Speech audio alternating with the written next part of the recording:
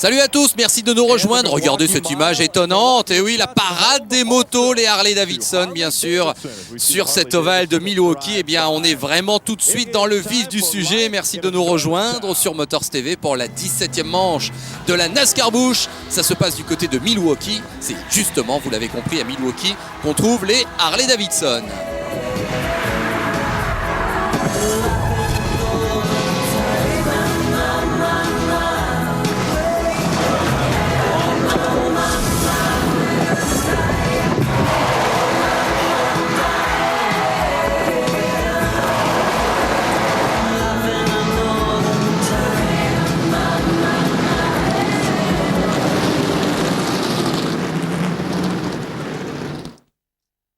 Voilà, nous sommes donc à Milwaukee.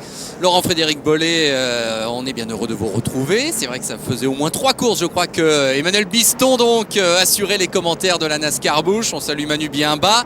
A priori, c'était parce qu'il y avait Le Mans, hein, vous l'aviez compris, qu'on avait dû s'éloigner un petit peu de la NASCAR Busch. Mais a priori, la réunification entre Manu et moi-même interviendra la semaine prochaine pour la grande course de Daytona. D'ailleurs, je vous en parlerai tout à l'heure, mais il va y avoir un petit truc spécial fait par Motors TV à l'occasion de cette 18e manche de la saison qui aura donc lieu dès le week-end prochain à Daytona. On vous en reparle tout à l'heure. En plein cœur de cette course, donc la 17e à Milwaukee. Alors vous le savez, les pilotes Nextel sont en Californie, à Sears Point, et les pilotes Busch donc sont ici sur le Milwaukee Mile, donc c'est pas tout à fait la porte à côté. Voilà pourquoi eh bien, Denny Hamlin, dont la voiture a réussi la pole position, va s'élancer depuis le fond de la grille, car ça n'est pas lui qui a qualifié la voiture, c'est le dénommé Aric Almirola. On en a déjà parlé quelques fois, Almirola qui réussit à se mettre en évidence de temps en temps quand même. Mais voilà, Hamlin n'étant pas là, eh bien, il va partir loin, et celui qui récupère en quelque sorte la première position, c'est Paul Menard, avec à ses côtés Johnny Sauter, hein, vous l'avez vu. Les outsiders que sont Sauter et Menard là ont l'occasion d'en profiter, mais c'est vrai que nos pilotes qui ont l'habitude évidemment de faire les deux championnats en parallèle, hein, les fameux 7 pilotes du double duty, eh bien là c'est un sacré périple qu'ils ont face à eux. Il faut d'ailleurs noter que pour la première fois cette saison, eh bien il y aura une exception. Eh bien oui, est bien arrivé, et ça tombe en fait sur Reed Sorenson. Reed Sorenson est le premier à craquer en quelque sorte. Il n'est pas là ce soir, donc il ne pourra pas faire les deux championnats en intégralité comme il l'avait annoncé. Et au volant de la voiture 41 ce soir, on va retrouver David Stremi, qui n'est pas le premier venu en Busch, il est vrai. Donc un remplacement de luxe pour Reed Sorenson. Gros plan sur Denny Hamlin, et oui, qui manifestement remonte à vitesse grand V. Il est donc parti 41e, il a déjà gagné 10 places en 3 tours, et vous savez qu'ici à Milwaukee, eh bien, c'est un tout petit circuit d'1 mile seulement. Autant dire que Denny Hamlin va être à surveiller comme le lait sur le feu, parce qu'il a forcément une super voiture, celle qui avait réalisé à la régulière la pole position. Et vous l'avez noté, donc il est parti 41e, pas 43e, et pour cause, il n'y a que 41 voitures au départ ce soir. Et on a beau fouiller dans nos mémoires depuis que nous retransmettons la NASCAR Busch sur Motors TV depuis 6 ans maintenant, eh bien on ne se souvient pas d'une course où il n'y avait pas les fameuses 43 voitures au départ. Donc a priori, ça y est, c'est fait. Au mois de juin 2006, eh bien une course donc avec moins de 43 voitures au départ. Selon nous, c'est une première sur Motors TV dans l'histoire de la NASCAR Busch, en tout cas depuis 6 ans. Il aura donc fallu attendre cette course de Milwaukee pour ne pas trouver le nombre requis en quelque sorte de participants en NASCAR Busch. C'est pas grave, 41 voitures c'est quand même pas mal. On signalera qu'il y a également, et ça nous fait plaisir, le retour d'Erin Crocker en Busch. Erin Crocker, donc cette pilote féminine qui promet beaucoup, même si elle a eu des débuts un petit peu difficiles en Busch. Eh bien elle est de retour avec son fameux numéro 98. Propriété de Ray Evernham, donc on espère la voir tout à l'heure. Elle s'est qualifiée à la 25e position, Erin Crocker, et vous savez qu'elle participe au championnat Craftsman Truck Series, donc elle a de quoi maintenant avoir un peu plus d'expérience pour ces grands ovales, même si parfois, comme ici à Milwaukee, ce sont des petits ovales, mais qui font vraiment partie de la culture NASCAR, et donc certainement qu'elle a acquis de l'expérience et qu'elle va pouvoir tirer son épingle du jeu, on l'espère. On continue vraiment de s'intéresser à Denny Hamlin qui vient de laisser sur place Carl Edwards. Gigi Yeli également a été doublé par Hamlin. Et Hamlin qui va maintenant essayer de gagner des places supplémentaires. Voilà qui est fait. Très impressionnant depuis le départ. Denny Hamlin. A noter qu'au volant de la voiture de Kevin Harvick ce soir, la 33, on retrouvera Ron Hornaday. Kevin Harvick, lui, pilotant bien sûr sa plutôt classique voiture numéro 21. La réalisation qui a vraiment décidé de focaliser sur Hamlin. C'est cela l'histoire de ce début de course. A noter également que David Gilliland n'est pas là ce soir. David Gilliland, bien sûr, le héros de la semaine dernière, qui l'a donc emporté au Kentucky pour son 7e départ seulement dans la discipline, à la surprise générale. David Gilliland, eh bien, les propositions n'ont pas manqué sitôt cette course de Kentucky achevée. Et il est ce week-end en Californie pour participer à la course Nextel Cup. Et oui, carrément, à Sonoma. Il fait l'impasse sur la course Busch ce soir à Milwaukee. Il ira en Cup, mais on espère bien évidemment, et on pense que ce sera le cas, on espère le retrouver très très bientôt en NASCAR Busch. Car ce qu'il a réussi la semaine dernière, de l'avis des spécialistes, eh bien ça a été une des plus grandes surprises de l'histoire complète de la NASCAR Busch. 10e tour sur les 250 à parcourir. L'inclinaison dans les virages, c'est 9,25 degrés ici à Milwaukee, donc un circuit globalement plat. Si vous nous rejoignez, vous pensez sans doute que Denny Hamlin est en tête. Pas du tout, vous voyez bien qu'il y a des voitures devant lui. Mais c'est vrai que c'est un petit peu injuste là pour Paul Menard, qui mène toujours le bal depuis le départ devant Johnny Sauter. Clint Bowyer est 3e, Kenny Wallace 4e, David Stremi 5e en remplacement donc de Reed Sorensen, Jason Leffler, Mike Wallace, David Ruttiman, Ron Hornaday et Kevin Harvick. Voilà pour le top 10. Où se situe maintenant Denny Hamlin? C'est ça la question principale. Alors que l'on retrouve Carl Edwards, 2e du championnat.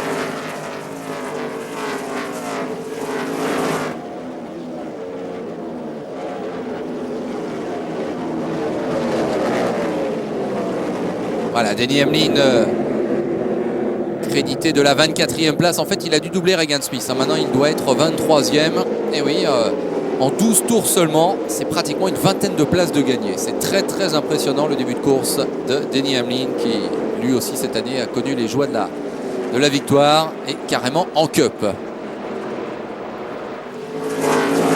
En Busch, bien sûr, Denny Hamlin, 2 victoires à Mexico et à Darlington. C'est vraiment l'année où il éclate complètement, un petit peu comme Carl Edwards la saison dernière.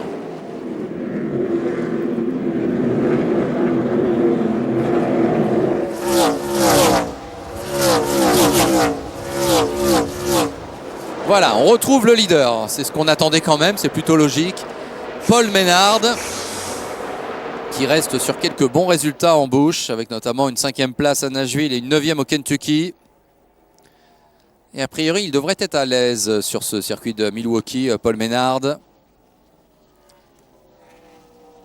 La raison en est simple, c'est sur ce circuit qu'il avait pu briller l'année dernière en terminant 3e de la course. Et puis c'est avec le même châssis qu'il avait obtenu son meilleur résultat à Richmond avec la 2e place. Donc a priori, le circuit il aime bien, le châssis il est bon.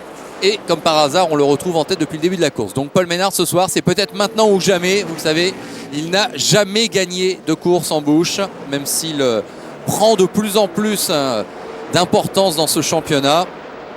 Eh bien, on attend vraiment cette première victoire de Paul Menard. C'est son 85e départ aujourd'hui. Paul Menard, il est 8e au championnat. Il est le premier des pilotes réguliers NASCAR Busch. Et c'est peut-être donc le moment de franchir le dernier palier qui le sépare encore de la victoire. On verra bien tout à l'heure. On continue de détailler un petit peu les positions des uns et des autres. Voici Kenny Wallace, le numéro 22 bien sûr. Alors cette année, 2 top 10 seulement pour Kenny Wallace en 16 courses, puisque c'est la 17e ce soir. C'est donc assez moyen pour Kenny Wallace. 8e à Bristol, 8e à Nashville. Au championnat, il est 10e. Kenny Wallace.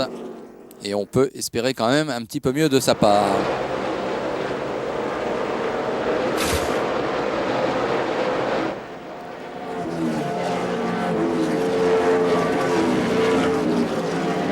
Qui la caméra va-t-elle aller chercher? Denny Hamlin vient de passer. Voilà, c'est peut-être Kyle Busch qu'on attendait. En tout cas, on retrouve Kevin Harvick. Kevin Harvick, une nouvelle fois dans le top 10, bien évidemment. Comment pourrait-il en être autrement? Il est très très fort, Kevin Harvick. Plus en tête que jamais. Avec un petit accident, on l'avait vécu en direct à Dover, une 13e place seulement. Mais depuis, on a remis les pendules à l'heure. 3e à Nashville, 6e au Kentucky. Pas de doute, ça reste toujours très très solide. Toujours les top 10 pratiquement assurés à tous les coups.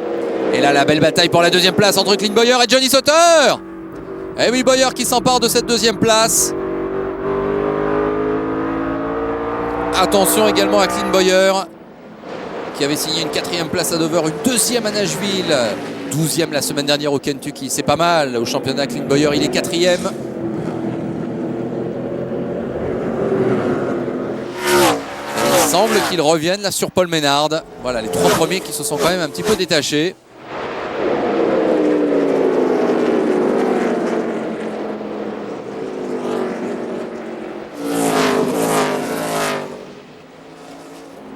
Il se pourrait bien que dans son rétroviseur, eh bien la menace Clint Bowyer se précise pour Paul Menard.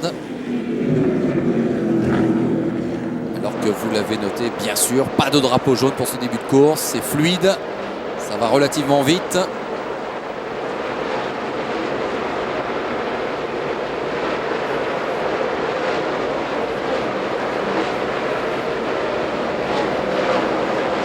On va à 180 km/h de moyenne ici sur ce circuit de Milwaukee.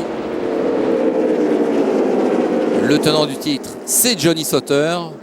Vous vous souvenez peut-être de cette course assez incroyable l'année dernière où on n'avait pas pu aller jusqu'au terme de cette course. Il avait plu. On avait même eu une image assez incroyable des techniciens de la télé américaine qui s'étaient commandé une pizza et la pluie avait commencé à tomber pile au moment où ils avaient été livrés en pizza. Alors on vous dit ça, si vous n'étiez pas avec nous, vous devez vous dire mais qu'est-ce que c'est que cette image? En fait c'était simple, hein. Il y avait une caméra qui filmait les petits copains qui étaient à un bout du circuit, qui se faisaient livrer la pizza, et au moment donné où les gouttes tombaient, bah c'est très étonnant, figurez-vous, de voir les premières gouttes tomber. Ça n'a l'air de rien, mais c'était assez amusant. Et on se rendait compte que nos amis qui s'apprêtaient à avoir un bon repas, eh bien, ont dû plier bagages très très vite pour aller se mettre à l'abri. Et donc la course avait été arrêtée et elle n'avait pas repris. Johnny Sauter avait été déclaré vainqueur. On avait passé le cap de la mi-course, il était en tête et Johnny Sauter avait vraiment dominé les débats de manière outrancière. Ça n'est donc pas une surprise de le retrouver cette année encore aux avant-postes, même si là il vient de perdre la 2e place au profit de Clint Bowyer. Et dans la grande fenêtre, regardez la bataille pour la première, ça y est, elle est partie. Paul Menard, voiture jaune, Clint Bowyer, caméra embarquée. C'est donc la bataille attendue pour le commandement. Et oui, là, la réalisation doit choisir. On reste devant, c'est logique. Quoique derrière, c'est pas mal non plus, hein, avec Kyle Busch, le numéro 5. On aperçoit le numéro 4 également derrière. Et le numéro 4 ce soir est piloté par Ogi Vidovic.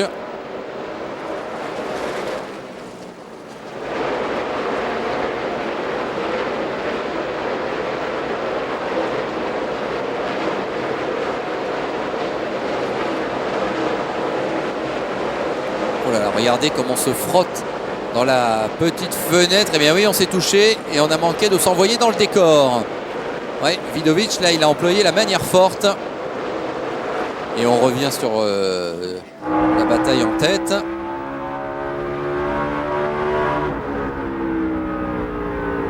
Et il y a du trafic maintenant qui se présente aux deux hommes. Et à chaque fois, Menard ouvre un petit peu la porte. Mais difficile de s'engouffrer, il n'y a pas la place. Et derrière, Johnny Sauter a un petit peu lâché prise. Cela étant, il reste solidement 3e. Ah, allez, il tente de se positionner. Clint Bowyer, sa menace est de plus en plus nette.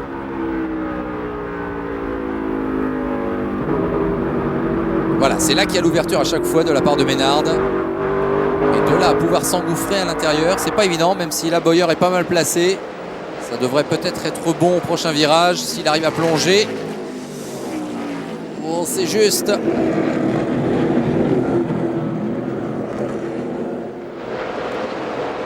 Sur la ligne, Bowyer va passer. Ouais, c'est bon. Changement de leader. Il a fallu attendre le 32e tour pour avoir un nouveau leader.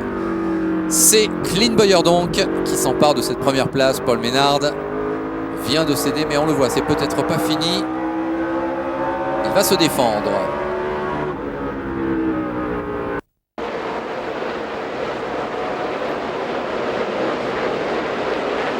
L'écart n'a-t-il pas augmenté entre Bowyer et Maynard? Il semble bien que oui maintenant au 38e tour.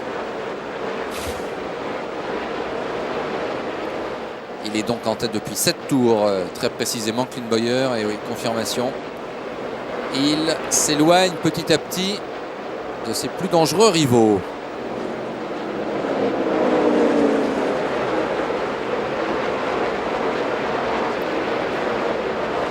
Et regardez devant lui, eh bien Bernie Lamar et Erin Crocker qui sont à la bataille.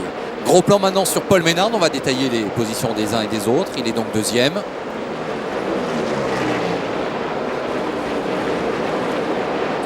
Deuxième en fait parce que c'est Johnny Sauter qui avait réalisé le deuxième meilleur temps. Du fait que Denny Hamlin est parti dernier, eh bien c'est Sauter qui avait retrouvé la position de pointe et Maynard à ses côtés. Johnny Sauter, on vient de l'apercevoir, il est donc troisième. Jason Leffler en revanche commence à presser le numéro 00 de Sauter. Donc Jason Leffler quatrième, il était parti cinquième, donc là aussi chacun a peu ou prou conservé sa position de départ.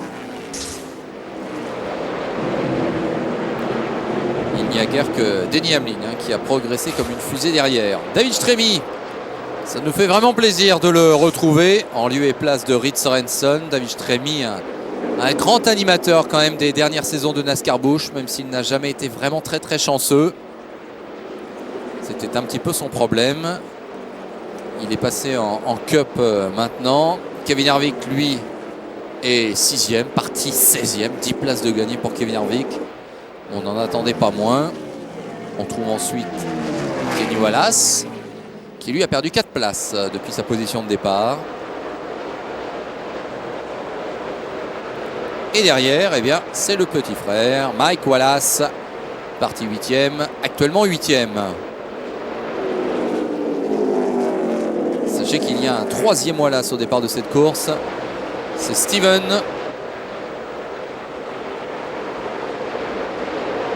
Qui est le fils, lui, de Rusty.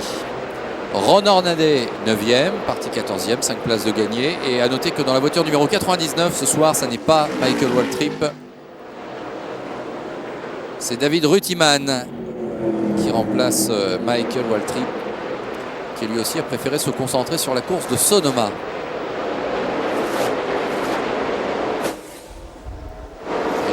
Que derrière c'était Denny Hamlin qu'on voyait arriver. On va voir par rapport au classement qui défile si c'est bien le cas. Donc Rutiman, Hornaday, on les avait vus, et derrière David Green et Hamlin. Ouais.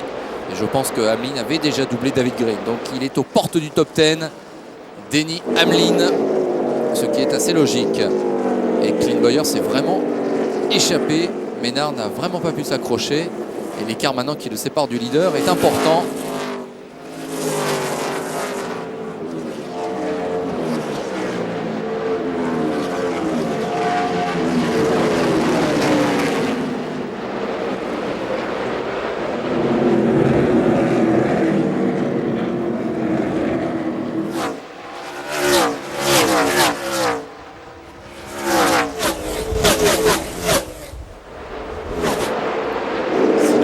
De pilotes locaux qui participent à cette course avec des noms dont on est quand même un petit peu moins habitué à voir. On pense à James Hilton, numéro 28, John Hayden, numéro 85, Jerick Johnson, numéro 76, Chris Horn, numéro 58. Des pilotes qui participent épisodiquement à la NASCAR Busch. réussi à réunir un budget en quelque sorte au niveau local, et puis on participe donc à une ou deux courses, pas plus. C'est aussi ça la vie de la NASCAR.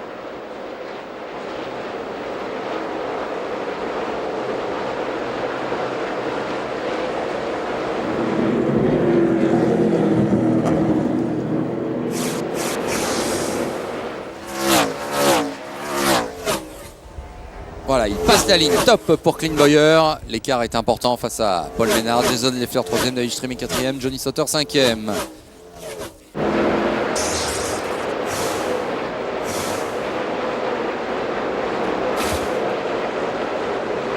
Eh bien, une course qui n'est toujours pas neutralisée. On va pas s'en plaindre. Le record de neutralisation, c'est 10 en 1996. Cette année-là, eh bien, c'est Bobby Jones qui s'était imposé. Le moins de neutralisation, c'était en 85, une seule seulement, avec la victoire de James Ingram. Un petit peu bloqué là dans le trafic, avec devant lui Regan Smith et Bernie Lamar.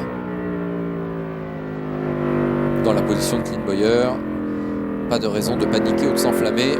Il faut bien négocier les retardataires et il n'y aura pas de problème. Allez, Eden Smith a été doublé. Au tour maintenant de John Wood. Oui, je vous disais Bernie Lamar, non, c'est John Wood qui est devant.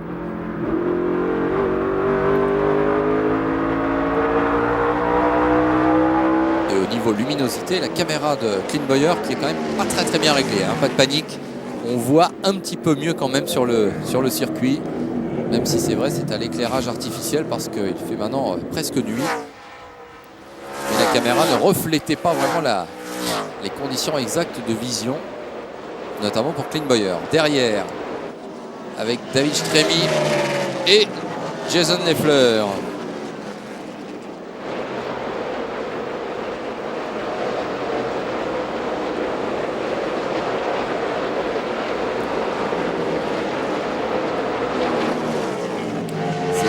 La bataille pour la 3e place. Et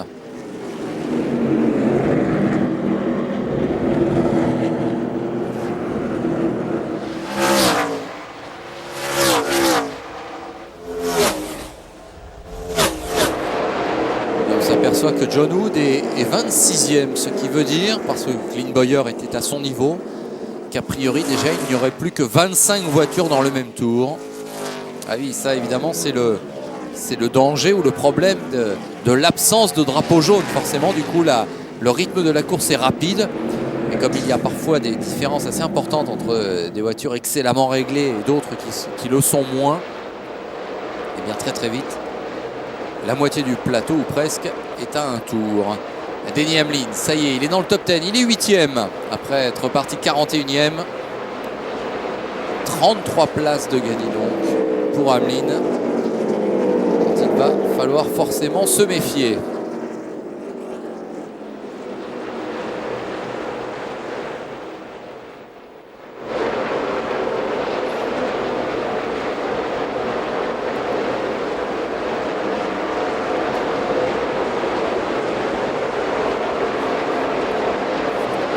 Denny Hamlin, lui, qui reste sur 3 top 7 consécutifs. 7e à Dover, 4e à Nashville, 3e au Kentucky. C'était effectivement très solide. Voilà pourquoi il est 3e au championnat. Et il tourne dans les mêmes temps que Clint Bowyer, le leader. Il prend un tour à Erin Crocker.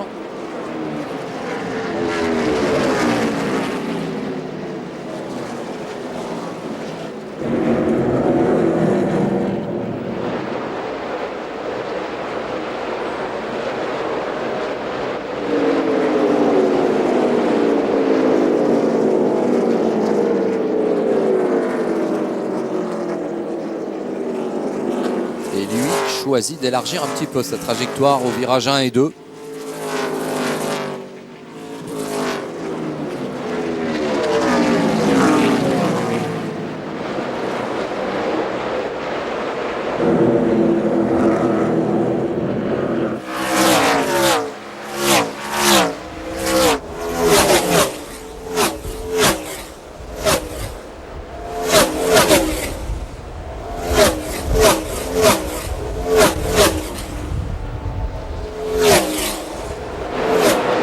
juste à chaque fois ces images avec la caméra placée sur le muret. Et les voitures donc qui passent très très près. Kevin Harvick parti 16e, 4e maintenant. Allez, ça progresse. En perspective, une nouvelle course très très solide pour Kevin Harvick qui, le lendemain, eh bien, sera donc à Sonoma, où il s'est qualifié en 3e position. Denny Hamlin dans le trafic. Sauf que c'est pour gagner des places supplémentaires. Attention parce que là, ça passera peut-être pas. Oh là là, Hamlin qui essaye de passer au milieu. Ne pas quand même trop en faire. Alors il est derrière Mike Wallace, ça c'est sûr. Il y a le numéro 36 également, Tim Sauter. Derrière le 85, c'est John Hayden. Voilà, Hamlin qui à la fois se faufile et qui essaye de gagner des places. Qui essaye de prendre un tour à d'autres pilotes.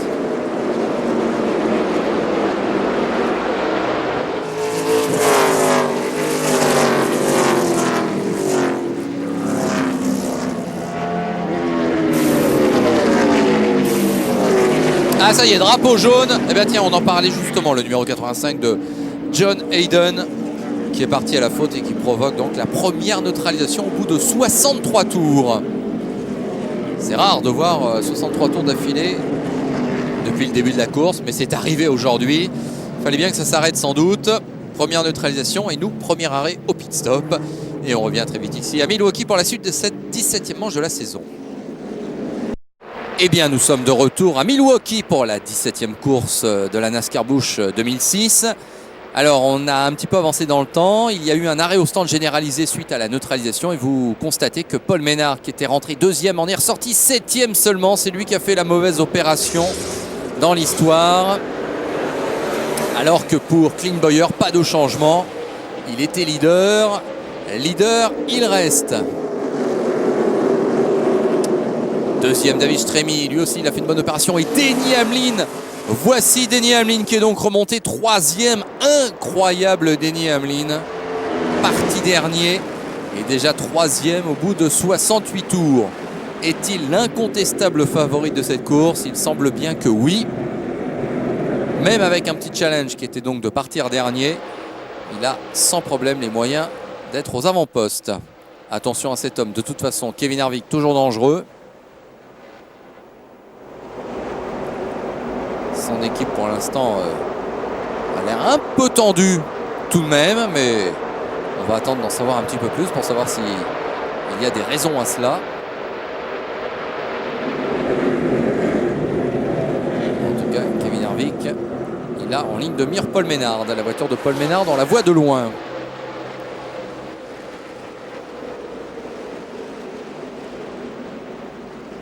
Ah, un pilote en difficulté, nouvelle neutralisation. C'est le 06, c'est Todd Kluber. Et cette voiture qui appartient à Jack Roush, il n'est pas le seul. Une autre voiture a été impliquée qui revient en piste. Je crois que c'est John Andretti, le numéro 10. Et le numéro 4 également, Ogi Vidovic, a été impliqué. Et oui, ça a tapé à l'arrière pour John Andretti notamment. Allez, sans transition, on va au prochain restart. Et c'est parti, avec toujours Bowyer donc qui mène le bal.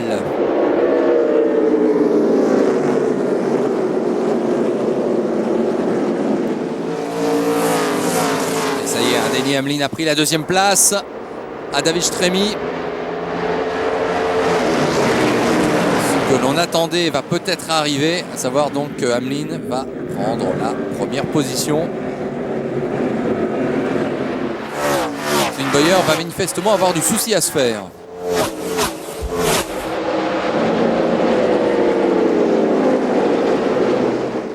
Gros plan sur les autres avec Erin Crocker, donc numéro 98 qui concède un tour, notamment au numéro 1 de Mike Wallace.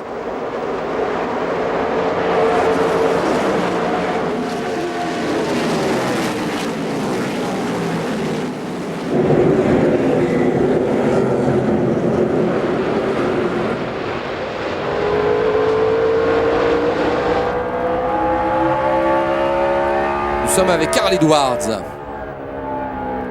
l'homme qui est 2e au championnat, l'homme qui a terminé 5e dans les 5 premiers l'année dernière en Nextel Cup.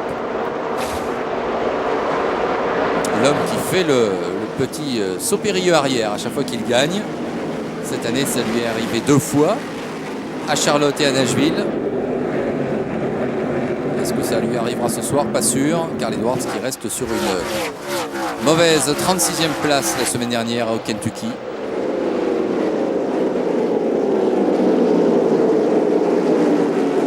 Et là, attention, ça peut s'accrocher là entre le 64 de Steven Wallace et le 33 de Ron Hornaday. 2 pilotes qui ne lâchent rien. Même si une génération minimum les sépare. Ron Hornaday bientôt 45 ans. Steven Wallace pas encore 20 ans. Mais les deux sont des teigneux.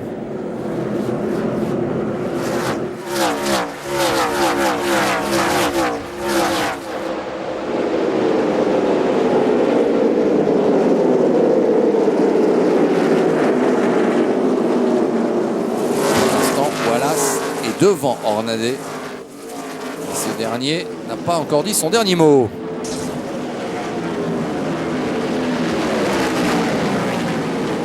Et on aperçoit le 66 également, celui de Scott Wimmer.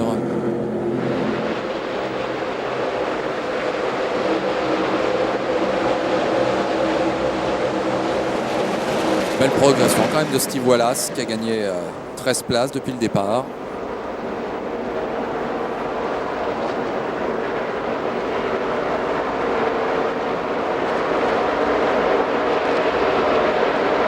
Dans la grande fenêtre, c'était chaud là avec Mike Wallace, Tim Sauter notamment, qui essaye de se frayer un chemin.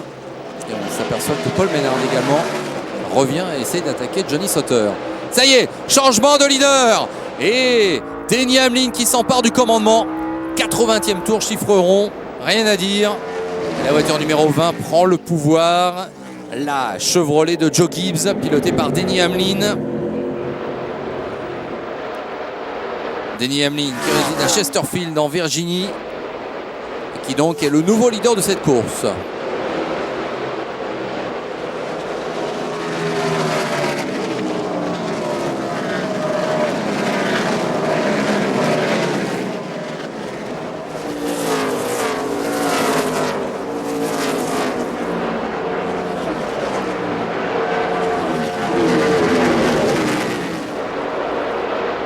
On aperçoit le 66 de Scott Wimmer donc, en lieu et place de Biffle qui pilote dès qu'il le peut cette voiture en bouche. Greg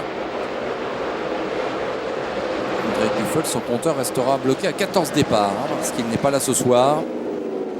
Ça va peut-être lui coûter cher au championnat. Il est 5e actuellement et il devrait perdre forcément 1 ou 2 rangs du fait de son absence.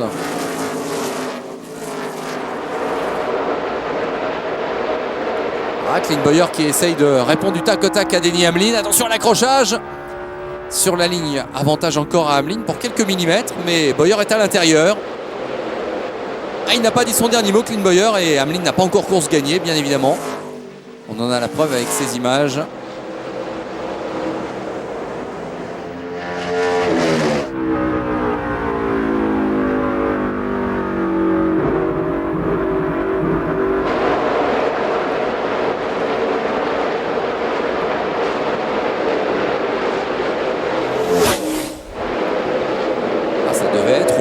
De secondes là qu'il fallait les départager, Hamlin et Bowyer.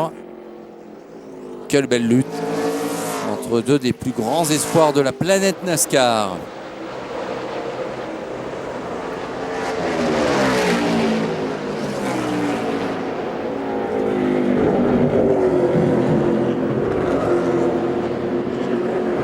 Eh oui, il a récupéré la première place, Clint Bowyer.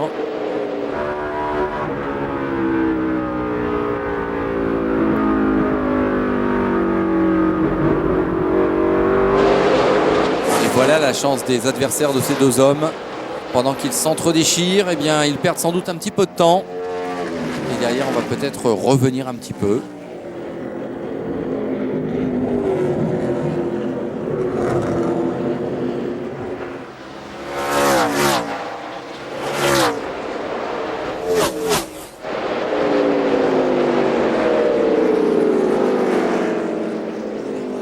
Et on vous rappelle qu'il devance assez nettement David Stremi, le premier des des autres favoris, Jason Leffler, Mike Wallace, Johnny Sauter, Paul Menard toujours 7e, Kevin Harvick 8e. Et on trouvait derrière du beau monde également. Alors, restart, 96e tour. Une neutralisation pour pratiquement rien, juste un petit débris sur la piste. Du coup, certains en ont profité pour s'arrêter. Voilà pourquoi le classement est un petit peu bouleversé avec Ogi Vidovic et la voiture numéro 4, la Dodge numéro 4 qui appartient à Fred Biaggi qui s'est emparé du commandement. Mais à notre avis, ça ne va pas durer longtemps. Juste avant ce restart, eh bien, nous avions une formidable bataille entre Clint Bowyer et Denny Hamlin pour la première place. Nul doute qu'on les retrouve très bientôt aux avant-postes également.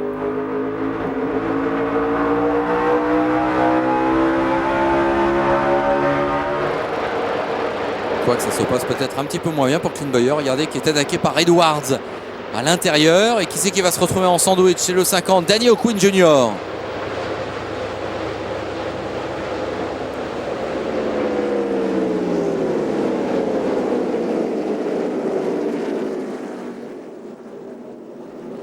Et voici les deux coéquipiers réunis, Kevin Harvick et Clint Bowyer. Attention à ne pas s'accrocher derrière Paul Menard en embuscade.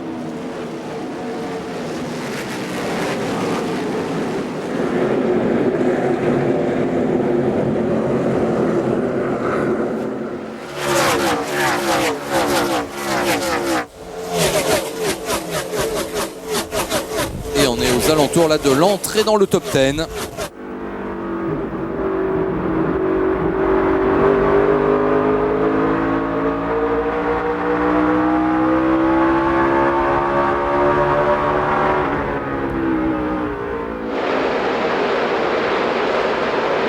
Pour l'instant, Bowyer qui essaye de doubler le numéro 12 de Joel Kaufman. Il y parvient, mais à un moment donné, vous avez vu, il a dû lever un petit peu le pied. Gigi Yeli à la bataille avec Paul Menard. Menard qui avait vraiment mené les premiers tours, mais qui là est rentré dans le rang et qui a du mal à retrouver son rang, à progresser dans le peloton.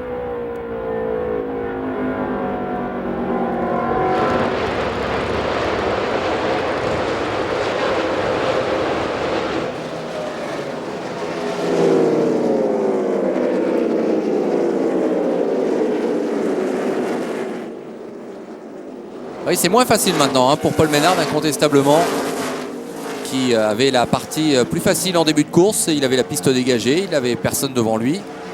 Là, dans le trafic, il progresse moins, il a moins les moyens de jouer des coudes ou de s'imposer. Il reste assez prudent. Alors que Harvick, Yeli et Vidovic, on va se chercher, on est obligé de jouer des coudes. Et dans la grande fenêtre, c'est Denny Hamlin et Mike Wallace qui s'expliquent.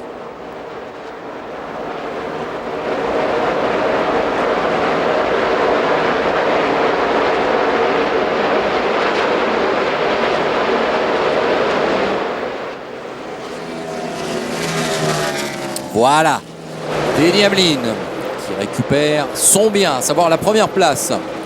Plus que jamais favori de cette course. Ça n'a pas traîné l'intérim. Et Denny Hamlin a vite récupéré donc sa position, la première. Derrière les Fleurs qui ont fait de même sur Stremi.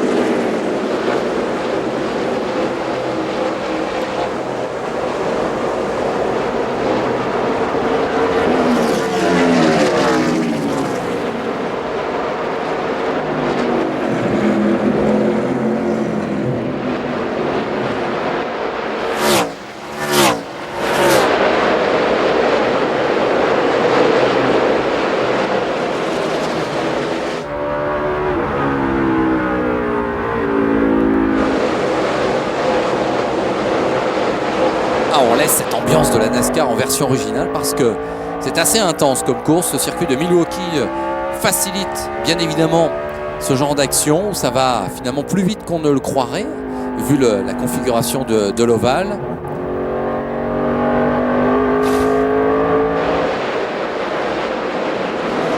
Mais ici, l'engagement est à tous les moments et il ne faut pas se relâcher, il faut rester concentré. Il faut être très en forme physiquement également parce que les virages 1 et 2 s'enchaînent, de même les virages 3 et 4, de longues courbes à gauche.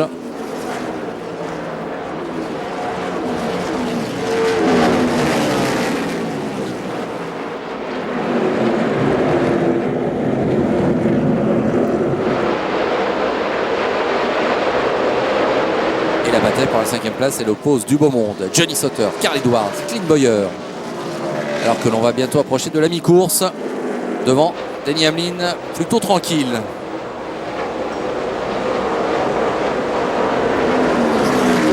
Voilà, ils sont 30 dans le même tour. Erin Crocker est la première à un tour, elle est 31e. S'il y avait une neutralisation maintenant, elle serait le Lucky Dog. Elle pourrait revenir dans le même tour que le leader.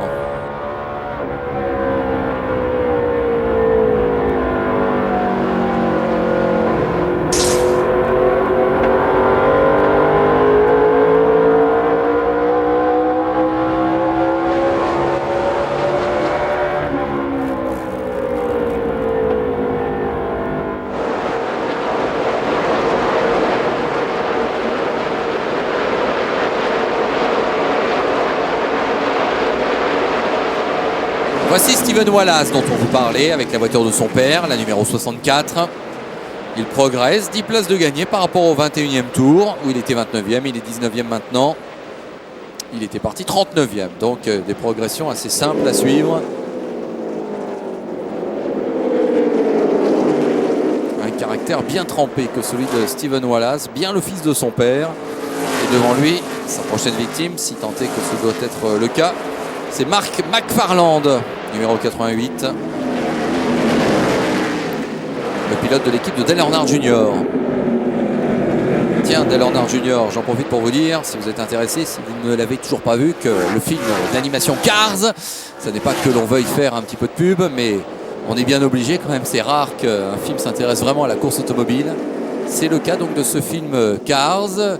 On a été le voir pour tout vous dire et effectivement on est en plein cœur de la NASCAR, il n'y a pas de doute. Et Dale Earnhardt Jr. fait une apparition, si l'on ose dire, dans le film. Vous savez que ce sont les voitures qui sont personnifiées en quelque sorte, donc ne vous attendez pas à voir Dale Earnhardt Jr. Vous verrez juste sa voiture qui parle en son nom, mais vous verrez, ce sont les mêmes couleurs qu'en NASCAR. Donc là, c'est clair, on a voulu que tout le monde reconnaisse Dale Earnhardt Jr. Car sinon tout le monde a des noms ou des couleurs un petit peu transformées par rapport à la réalité. Ça n'est pas le cas de Junior qui reste plus que jamais l'enfant chéri du public américain. Et si d'ailleurs vous avez un avis sur le film Cars, eh bien n'hésitez pas à aller sur le forum de Motors TV, www.motorstv.com, rubrique V8 Bush, et dites-nous ce que vous en avez pensé. Moi, je ne vous dirai pas ce que j'en ai pensé, pas pour tout de suite, mais dès que j'aurai vu vos avis, j'interviendrai. Car, effectivement, on a des choses à dire sur ce film. Ah oui, on avait bien vu Denny Hamlin ralentir sa cadence, car derrière, il y a eu un mini carambolage avec plusieurs pilotes impliqués, dont le 76 et le 77. Jerry Johnson, 76, le 77, bien sûr, Bernie Lamar, qu'on connaît, puisqu'il fait le championnat et qu'il avait signé une superbe 2e place à Daytona, vous le savez. Mais là, rien ne dit que Bernie Lamar va pouvoir continuer parce que la voiture est quand même bien abîmée. C'est une voiture qui appartient à Kevin Harvick. Et oui, il en engage toujours deux. Il y a la 33 et la 77. Et bien là, et regardez, il perd tout en chemin avec les ressorts, notamment Bernie Lamar, image étonnante. Ça, c'est ce qu'on appelle des débris sur la piste. Ouais, donc voiture quasiment détruite, qui roule encore, certes. Et pour combien de temps? Ça, c'est la question.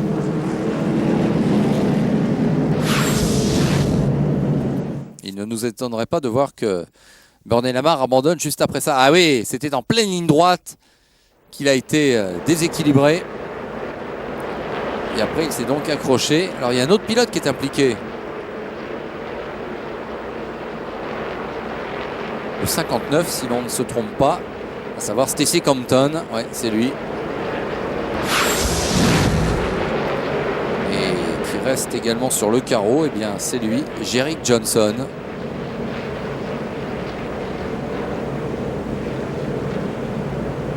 Et voilà, Burney Lamar, direction les garages. Allez, on marque une nouvelle petite pause, mais on revient très vite ici à Milwaukee pour la suite et la fin de cette 17e manche de la saison.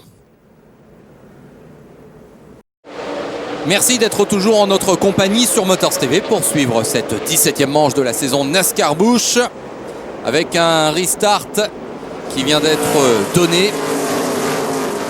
On s'était quitté un petit peu avant la mi-course avec un mini carambolage qui avait impliqué notamment les deux pilotes 76 et 77. Autrement dit, Burney Lamar et Jerick Johnson. Certains en ont profité pour s'arrêter. Attention, là, ça a été limite pour Mike Wallace qui nous a fait une drôle de figure. Alors certains en ont profité, je vous disais, pour s'arrêter. De ce fait, le classement a été un petit peu modifié. On va tout de suite faire un pointage dès qu'une indication nous sera donnée. Mais on vous rappelle, a priori, l'homme à battre ce soir s'appelle Denny Hamlin, le porteur du numéro 20. On l'aperçoit toujours aux avant-postes. Clint Bowyer également pas mal. Paul Menard solide. Globalement, tous ces pilotes vont jouer la victoire. On va peut-être ajouter Johnny Sauter. Et sans nul doute que l'on aura le futur vainqueur parmi la liste. Alors, voilà ce que l'on demandait au 131e tour, donc juste un petit peu après la mi-course. C'est bien Tim Sauter qui est en tête. Mais derrière, Mike Wallace met la pression et donc Denny Hamlin qui ne devrait pas tarder à récupérer la première place. Il fait l'extérieur, Denny Hamlin. Ensuite, Stremi, Leffler, Bowyer, Edwards, Menard. Voilà, tous les pilotes dont on parlait. McFarland, tiens, qui est bien placé. Et Gigi Gelli. Johnny Sauter, voilà, 11e. Kevin Harvick a un petit peu glissé, 13e seulement. Et puis des pilotes qu'on n'a pas beaucoup vus, comme Stephen Light, David Green, Stephen Wallace et Kenny Wallace, le neveu et l'oncle, ils se suivent. David Rottiman, 19e. Danny O'Quinn Jr., 20e. Austin Lewis, Jay Sauter, Stacey Compton, Ogi Vidovic, John Wood, Regan Smith et Kyle Busch. Alors là, qui passe complètement inaperçu.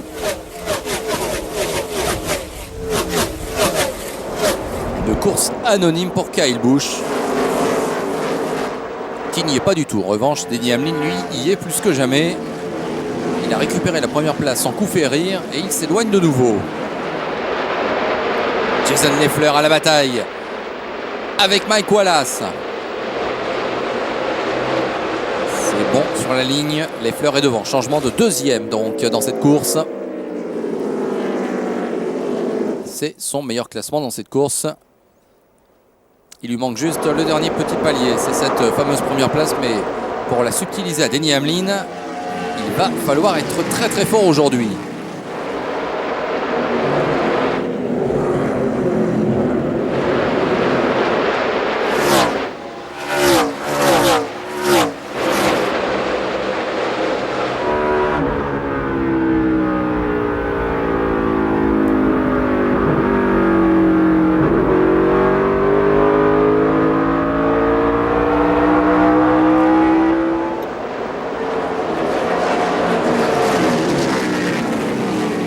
Clint Bowyer, 56 tours menés finalement pour lui.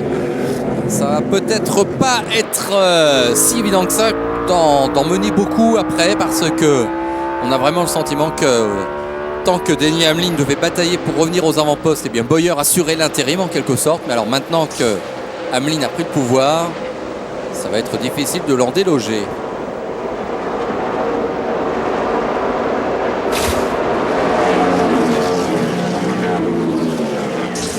Voici un groupe très très intéressant avec Stremi et Yeli notamment.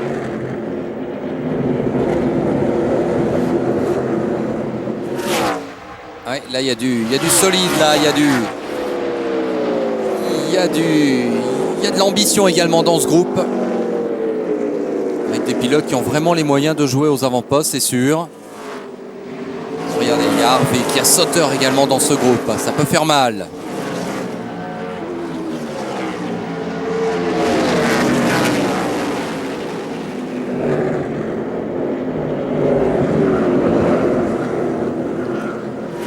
fait, sachez que Gigi Eli, en début de course tout à l'heure, vous vous souvenez, on a dû attendre les 63 premiers tours avant d'avoir une neutralisation. Et bien Gigi Eli avait été relégué à un tour, mais il a été le premier Lucky Dog, alors que Paul Menard, tiens, se rappelle au bon souvenir de tout le monde, et double Mike Wallace.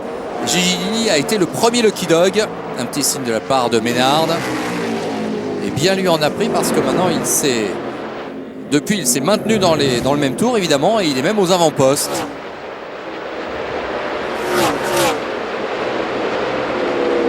Voilà, c'est la 4e place que vient de reprendre Paul Menard à Mike Wallace. Gigi Eli, confirmation, il est 6e. Les deux sauteurs, Johnny et Tim, terminent le top 10.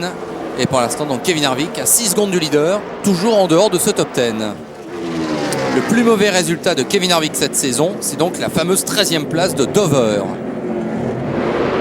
Fera-t-il moins bien ce soir? La question est posée. Alors que Mike Wallace, lui, se maintient de manière assez égale dans le top 10 depuis le début de la course, ou presque.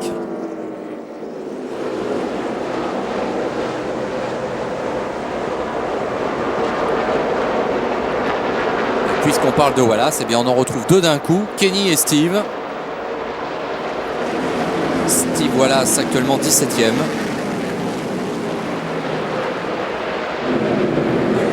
C'est vrai que pour que la fête soit complète, il faudrait qu'il y ait Rusty Wallace qui fasse la course. Hein, évidemment, on aurait les 3 frères, Mike, Kenny et Rusty, et le neveu ou le fils, Steven, dit Steve. Alors que Kevin Harvick frappe de plus en plus à la porte du top 10. Ah oui, il a même intégré ce top 10, il est 9e. Donc là, c'est la bataille pour la 8e place. Voilà, ça y est, il attaque de nouveau Kevin Harvick.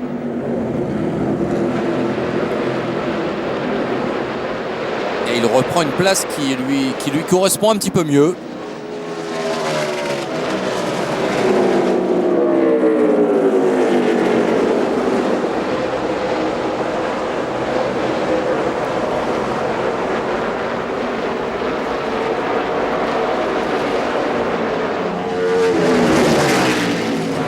On vous rappelle également que la semaine dernière au Kentucky, il y avait eu un terrible accident pour Jeff Fuller. Jeff Fuller évacué en hélicoptère vers l'hôpital. La télé américaine qui a proposé un entretien avec Jeff Fuller, alors que là on se frotte entre Sauter et Harvick avant le départ. Jeff Fuller qui va bien, mais qui va attendre un petit peu avant de revenir sur les circuits. 40 tours menés pour Denny Hamlin. Il partait de loin forcément, voilà pourquoi il a attendu avant de prendre le commandement, mais depuis qu'il l'a globalement, il n'est pas menacé. Et Clint Bowyer, confirmation, il est un petit peu moins vite que le leader.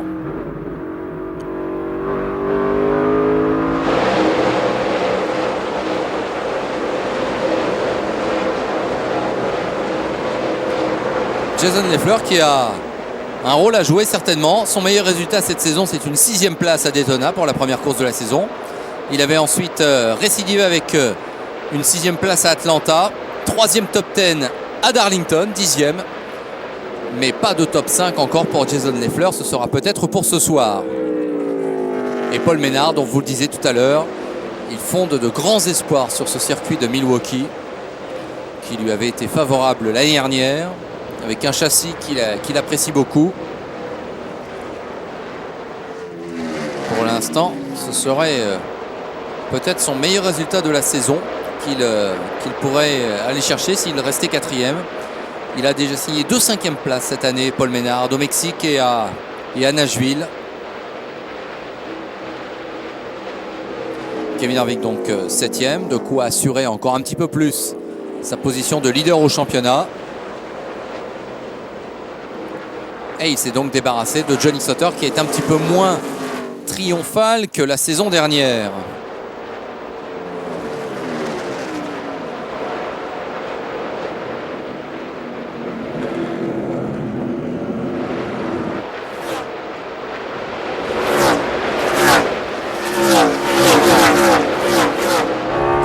On va retrouver Carl Edwards.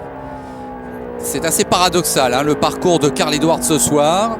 Évidemment, lorsqu'on est dans le top 10, 9e comme il l'est actuellement, c'est bien. Et en même temps, on ne peut pas vraiment dire qu'on l'ait beaucoup vu. ne peut pas avouer qu'il nous donne le sentiment d'avoir une voiture pour gagner ce soir. Ron Hornaday, parti 14e, actuellement dans le top 10.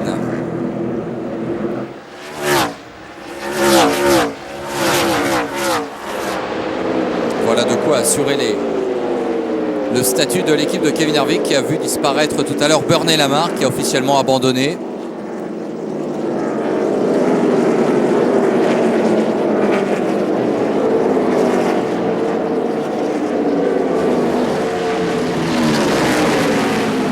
Et puis derrière, il y a un groupe assez serré où la bagarre promet beaucoup, avec notamment le 90, Stephen Light.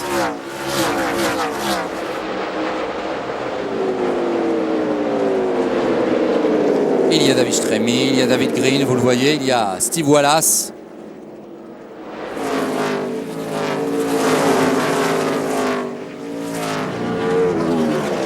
Il y a Kenny Wallace derrière, donc le neveu a pris le meilleur sur l'oncle.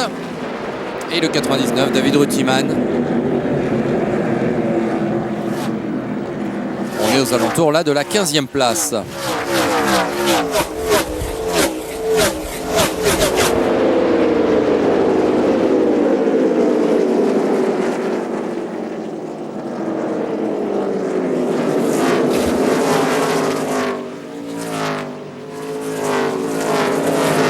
Il ne reste plus que 100 tours ici à Milwaukee et la question plus que jamais posée, qui pour déloger Denny Hamlin d'une probable future victoire?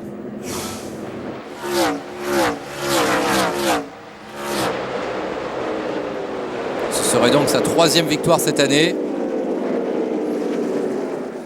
Seul Kevin Harvick pour l'instant a gagné 3 fois, respectivement à Nashville, à Phoenix et à Richmond.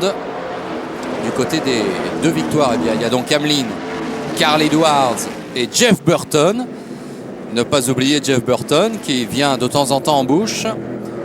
Et cette année, Jeff Burton a fait fort parce que 7 départs, 6 top 6, dont 2 victoires. L'une à Atlanta, l'autre à Dover. Se sont également imposés Greg Biffle, Kurt Busch, Kyle Busch, David Gilliland bien sûr la semaine dernière, Kasey Kahne, Tony Stewart et Martin Truex Jr. Alors tiens, pendant qu'on y pense, une petite nouvelle en provenance du monde fascinant, toujours étonnant également de la NASCAR. Sachez que le propriétaire de la voiture de Johnny Sauter, le numéro 00, c'est donc Gene Haas, à ne pas confondre avec Carl Haas, qui est lui le propriétaire en Champ Car de la voiture de Sébastien Bourdet. Eh bien, Gene Haas a été arrêté en fin de semaine pour fraude fiscale, mais dans les grandes proportions. Là, on ne compte pas en dizaines de dollars. Là, on parle bien sûr en milliers de dollars. Et donc, on ne plaisante pas avec l'administration fiscale aux États-Unis. Et donc, Gene Haas, propriétaire d'une équipe en NASCAR Busch, a donc été carrément arrêté.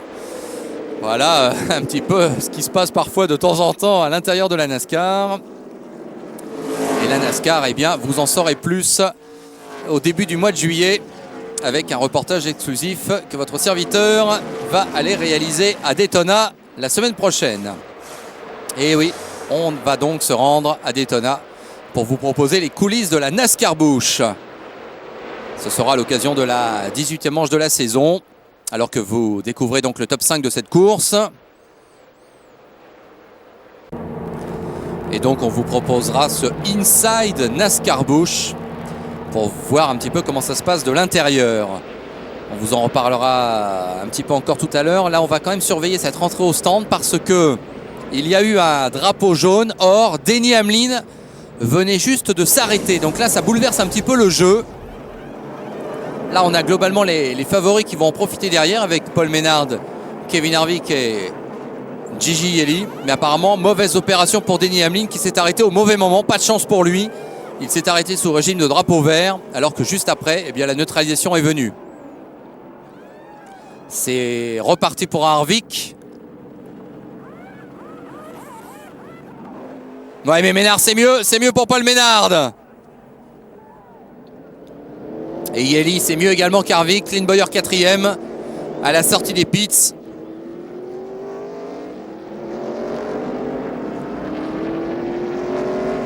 Et du fait de ce concours de circonstances, eh bien, il se pourrait bien que ce soit Paul Menard qui donc fasse la bonne opération et le pauvre Denny Hamlin qui fasse la moins bonne. Et de loin, on va revoir la fin de cet arrêt au stand avec l'équipe de Paul Menard qui a tout de suite compris que c'était bien et qu'ils avaient bien joué, qu'ils allaient permettre à leur pilote de repartir devant.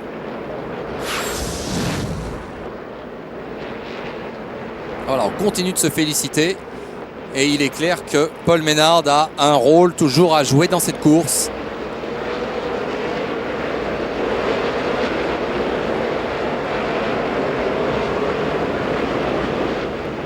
Et ce qui nous intéresse surtout, c'est la position maintenant de Denny Hamlin suite à ce concours de circonstances, un petit peu malheureux pour lui, à savoir donc cet arrêt sous régime de drapeau vert.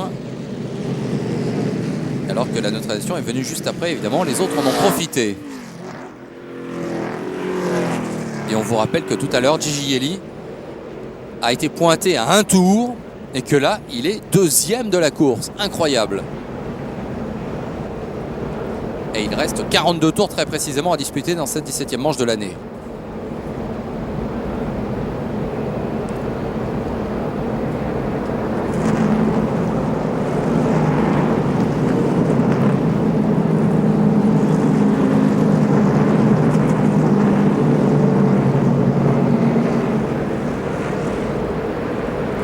Sachez que dans l'histoire de la NASCAR Busch, ça n'est arrivé qu'une fois qu'un pilote ait été relégué à un tour dans la course et qu'il se soit imposé.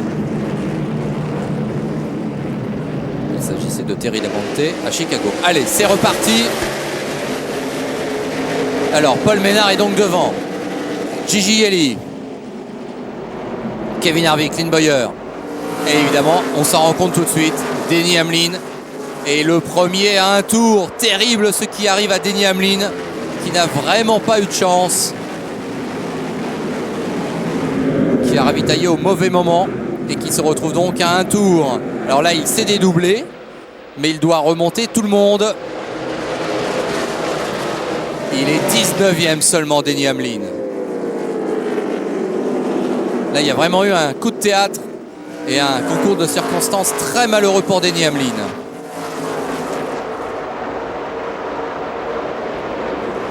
Un nouveau drapeau jaune avec Ron Hornaday qui a été impliqué dans quelque chose. Et ça y est, Denny Hamlin, donc, qui était le Lucky Dog, va pouvoir réintégrer le tour du leader. Ça, c'est pas une mauvaise nouvelle pour lui. Il n'a pas dû trop attendre afin de revenir dans la file du même tour. Cela étant, il va devoir encore une fois remonter tout le monde et se frayer un chemin dans le trafic. Que s'est-il passé pour Ron Hornaday? Mystère, en tout cas, après Bernie Lamar tout à l'heure, c'est la deuxième voiture de Kevin Harvick qui est impliquée dans quelque chose. Alors, a-t-il été un petit peu poussé par Kenny Wallace? Possible, mais on n'en a pas la preuve.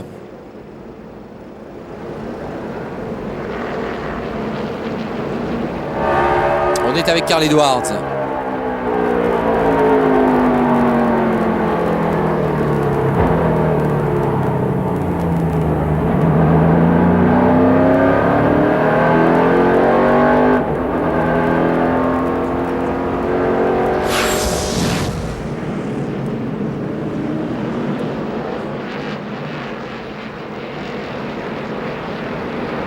Carl Edwards, lui aussi, est assez loin dans le classement.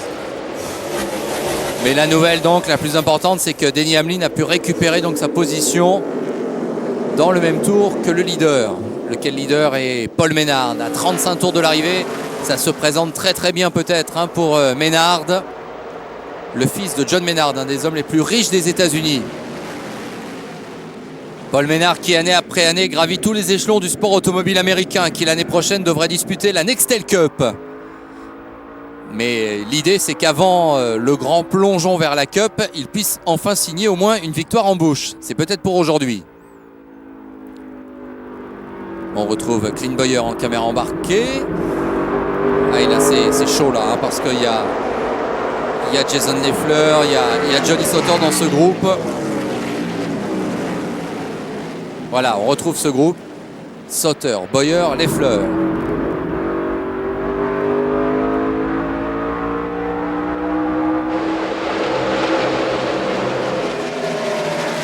Alors que devant, Paul Ménard s'échappe.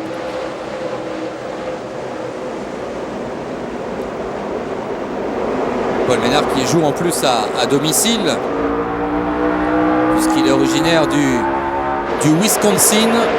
Et nous sommes précisément dans le Wisconsin, non loin de West Allis, où ce circuit donc se situe ce circuit de Milwaukee. Oh, attention, on a vu une voiture qui partait en travers. Et ouais, et c'est David Stremi qui est dans le mur. David Green également impliqué. Nouveau drapeau jaune. Et ça retarde d'autant la marche triomphale de Paul Ménard. Ah, David Stremi, une nouvelle fois malchanceux.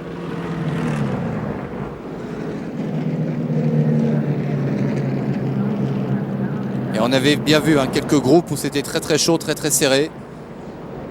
On se doutait qu'à quelques tours de l'arrivée seulement, ça pouvait dégénérer en quelque sorte. Ça a été le cas. Voilà, tout l'arrière gauche de la voiture qui est touché pour Stremi.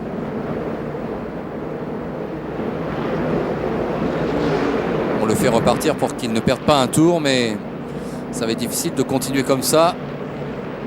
À notre avis, un passage par le garage est absolument nécessaire et inévitable. Encore 26 tours et c'est un nouveau restart.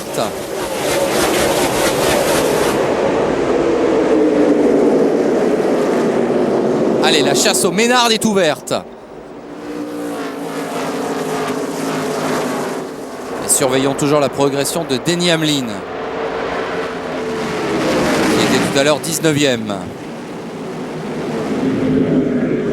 Allez, 15e, 4 places de gagné.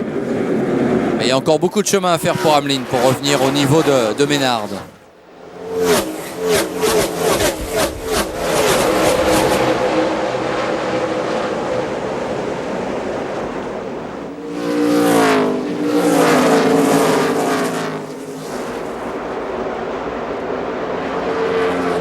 Et derrière, la bataille pour la deuxième place oppose Yeli à Harvick. Steve Wallace, le numéro 64, n'est pas dans le même tour.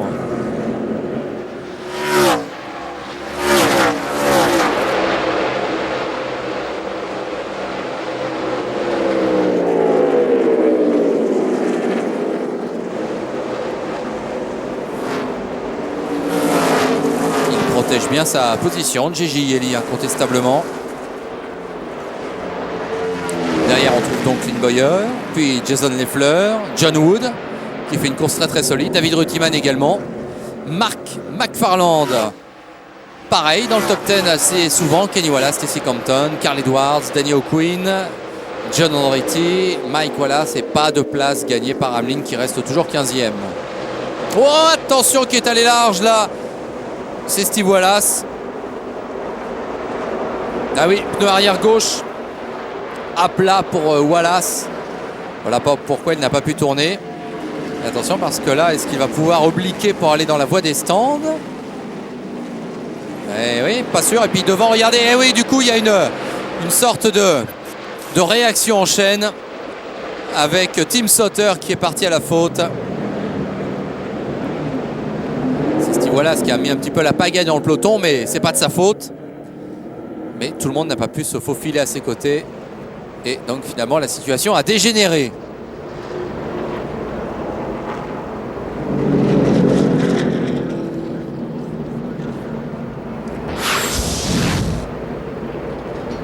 Alors on va revoir comment Steve Wallace soudainement a vu son pneu se mettre à plat. Ah, il y a eu contact avec Kevin Harvick, effectivement. Eh oui. Et ceci explique peut-être cela, parce que c'est juste après que Steve Wallace va tout droit et manque d'aller dans le mur. C'est vrai qu'il y a eu donc ce contact entre Kevin Harvick et Steve Wallace. Ceci expliquant sans doute cela. Et derrière, eh bien, Tim Sauter qui part tout seul en travers et qui va provoquer un nouveau drapeau jaune. On revoit ça avec Carl Edwards.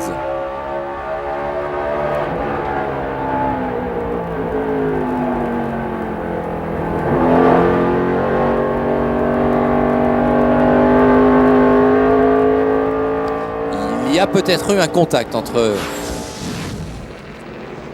Tim Sauter et Erin Crocker.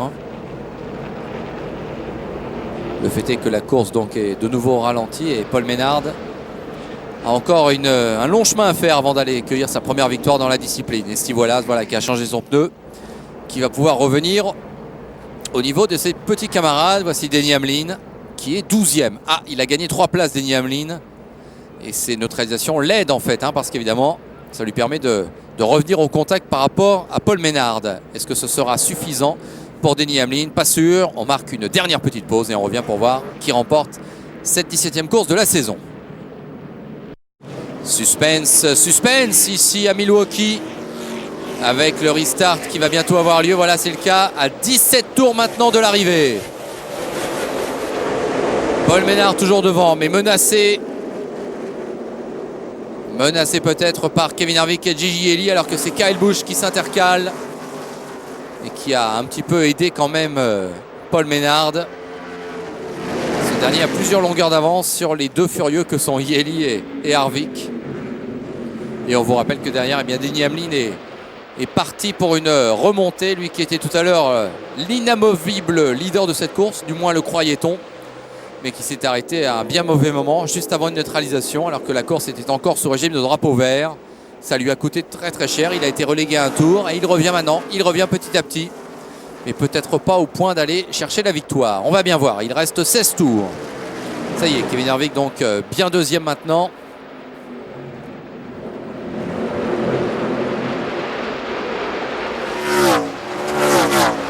C'est Clint Bowyer qui aimerait bien se rapprocher également des leaders. Denny Hamlin 11e, il a encore gagné une place.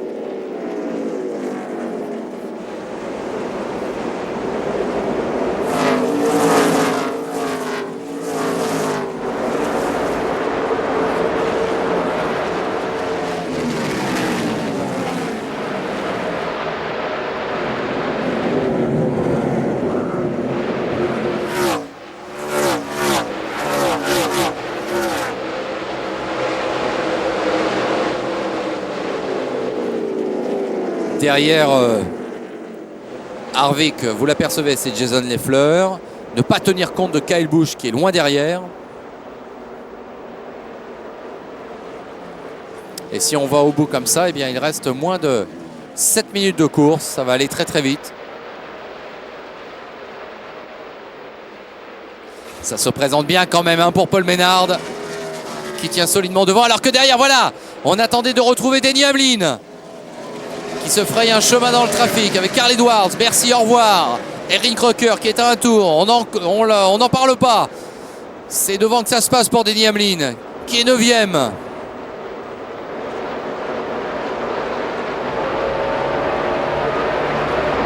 S'il y a encore une neutralisation, Denny Hamlin a peut-être son mot à dire. Sinon, ça va être dur.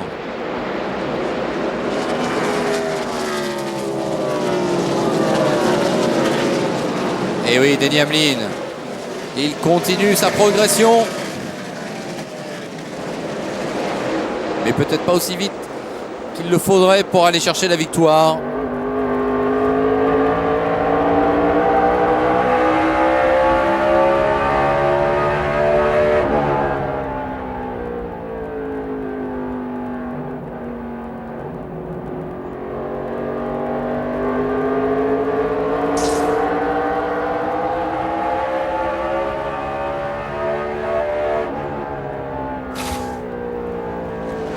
Paul Ménard, confirmation, il est actuellement l'homme le plus rapide en piste. Plus d'une seconde d'avance sur Harvick. Gigi Ellie, Bowyer a plus de 2 secondes. Et regardez, McFarland 6e à pratiquement 5 secondes et demie.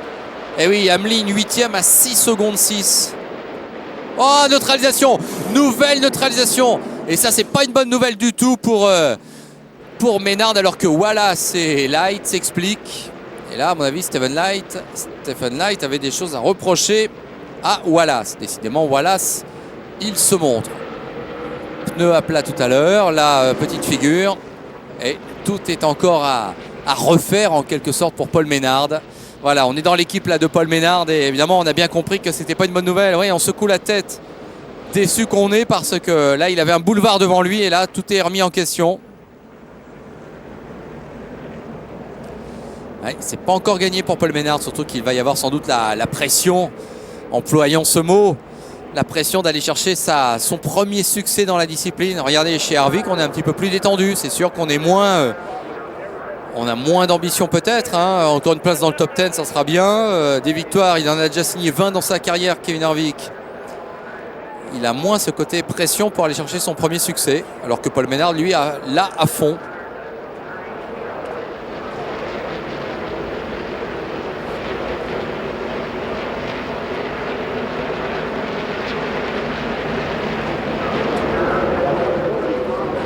Ah, voici le clan Menard justement, avec la maman de Paul Menard en bas à droite, vous la voyez assise.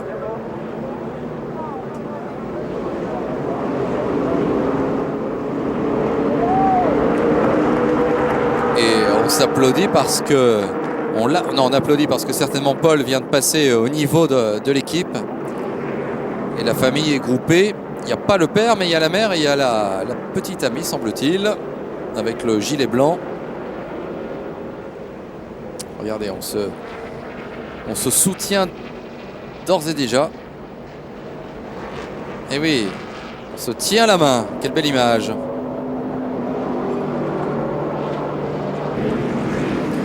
Oui, on est soudés, on retient son souffle et c'est peut-être encore un beau jour qui va s'écrire aujourd'hui en Ascar-Busch avec la première victoire d'un pilote. Cette année, on en a célébré pas mal. On a célébré la première victoire de Kurt Busch. On a célébré la première victoire de Denny Hamlin. On a célébré la première victoire, bien évidemment, de David Gilliland la semaine dernière. Allez, c'est reparti. Il faut tenir 4 minutes pour Paul Menard et ça sera bon. Moins de 4 minutes même. Oh, attention parce que Kevin Harvick met la pression sur Menard. Et oui, il y a de quoi être inquiet dans le clan Menard parce que Kevin Harvick est juste derrière. Ah, nouvelle neutralisation. Erin Crocker qui est arrêté au niveau de la ligne d'arrivée. Dommage pour Erin Crocker. Que s'est-il passé, on ne sait pas, mais elle va pouvoir repartir. C'est pas encore fait pour Menard. Ça va donner une chance supplémentaire à Kevin Harvick qui avait l'air d'être plus rapide sur le restart.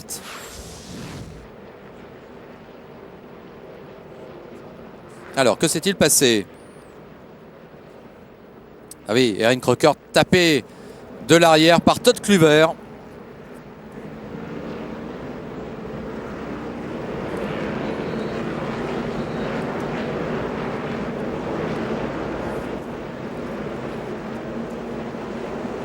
Voilà, ça se passe là. Elle a tapé le mur, Erin Crocker, même si elle peut s'arrêter assez vite.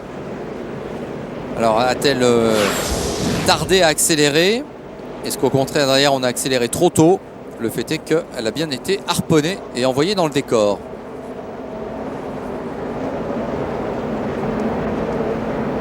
Et on a fait les comptes. Eh bien, le record de neutralisation va peut-être être battu. Je vous rappelle, c'est 10 chiffre atteint en 96. Et il y a déjà pratiquement 60 tours de neutralisé depuis le début de la course. Alors, chez Denny Hamlin, est-ce qu'on y croit encore? Eh bien, sans doute, parce que ces neutralisations aident le pilote à remonter. Chez Paul Menard, est-ce qu'on y croit toujours? Sans doute, mais sans doute a-t-on un petit peu peur quand même. Parce que là, évidemment, cette victoire de Menard, elle est retardée. Et derrière, forcément, on se rapproche, on se rapproche. Et chez Kevin Harvick, eh bien, on peut y croire, effectivement. Ce serait la 4e victoire cette saison de Harvick en 17 courses seulement. Évidemment, ce serait sympa si Paul Menard pouvait l'emporter parce que là aussi, ce serait un premier succès dans une carrière et que c'est toujours un petit peu émouvant. Mais attention à Harvick, attention à Yeli, attention à Hamlin derrière qui revient très fort. Et on n'est toujours pas dans un cas de green-white checkered. Il faut voir si la neutralisation ne va pas se prolonger, auquel cas on pourrait l'être, mais a priori, il reste encore 5 tours.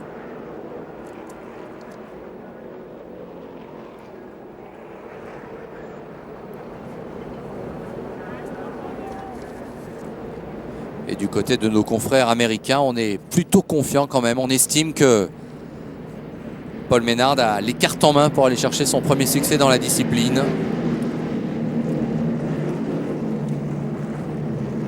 Alors Paul Menard, voilà, on est toujours dans son équipe, toujours tendu. Paul Menard, né le 21 août 1980, 26 ans bientôt donc.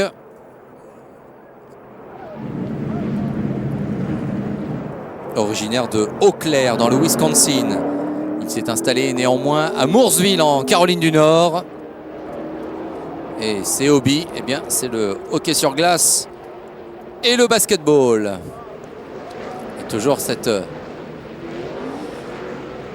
image des deux femmes là qui ne se lâchent pas la main pour encourager à distance Paul Ménard qui est là.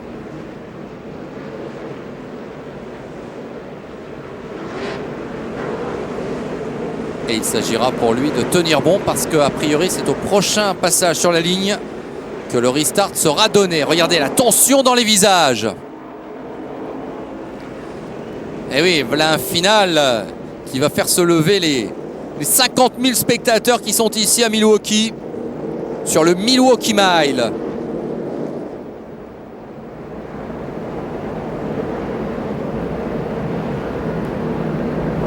Quelle belle histoire ce serait si Paul Ménard pouvait l'emporter, on vous le disait, parce que c'est vrai que Kevin Harvick il est déjà largement en tête du championnat, donc ça n'est pas qu'on soit contre lui, mais après tout ça changerait un petit peu quand même. Ah, il y a certains mécaniciens qui vont peut-être pas vouloir regarder la course parce qu'on le sait, dans ces cas-là c'est difficile à vivre. Et oui, on vous le disait, on vous ment pas, regardez la maman de Paul Ménard, terriblement tendue.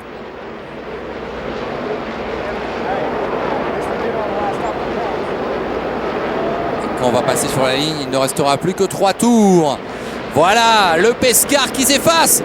Allez, c'est peut-être maintenant pour Paul Ménard. Mais attention parce que tout à l'heure déjà au niveau du restart, il nous semblait qu'Harvick avait été un petit peu plus rapide. C'est parti, et oui, confirmation, Harvick est bien passé. Un petit bump. Ah, il résiste Paul Ménard, mais Harvick bien sûr ne va pas l'entendre de cette oreille avec derrière Gigi Yeli qui se met. C'est terrible avec l'accrochage. Et derrière la réaction en chaîne, le Big One ici à Milwaukee, alors qu'il restait 3 tours. Aïe, aïe, aïe, aïe, aïe. Eh bien, quel chaos ici sur la piste, avec Kevin Harvick dans un premier temps qui frappait en disant à Paul Ménard, pousse-toi de là que je m'y mette. Et puis c'est finalement Gigi Yeli qui s'est invité à la fête et qui a mis tout le monde d'accord en envoyant Kevin Harvick dans le décor. Eh bien, dites-moi, cette course n'est toujours pas finie. Comment a-t-on vécu ça dans le stand? On n'est pas mécontent, bien sûr, de voir que c'est Harvick qui part en toupie et non pas Paul Ménard. Chez Harvick, on doit être moins content, forcément.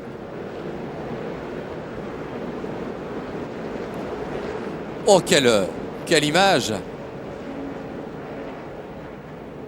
Alors, on va revoir ça, hein. C'est une nouvelle façon de revoir ce restart avec incontestablement donc Harvick qui prend le meilleur. Évidemment, Ménard va protéger sa position. Harvick qui le pousse. Harvick qui n'arrive pas à trouver l'ouverture, mais derrière, Yeli qui arrive lancé et qui met Harvick dans le décor. Et derrière, réaction en chaîne, c'est le chaos. Ça va à droite, à gauche, au milieu, ça tape. Et la course de beaucoup va être ruinée.